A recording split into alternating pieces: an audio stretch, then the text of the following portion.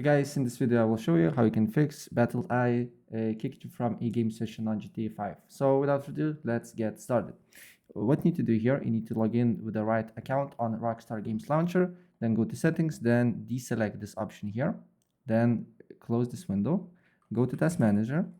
On Task Manager you need to look for search and then close all the Rockstar related applications. Then you need to open up CMD or command prompt, run as admin. Then we need to wait for a couple of seconds here. And then you just need to write sc delete. And then you just need to write be service.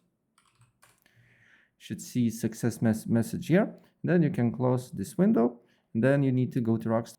And then you just need to go to settings, re-enable BattlEye, and then launch the game, and BattlEye will be reinstalled and the issue should be fixed. So yeah, that's basically it.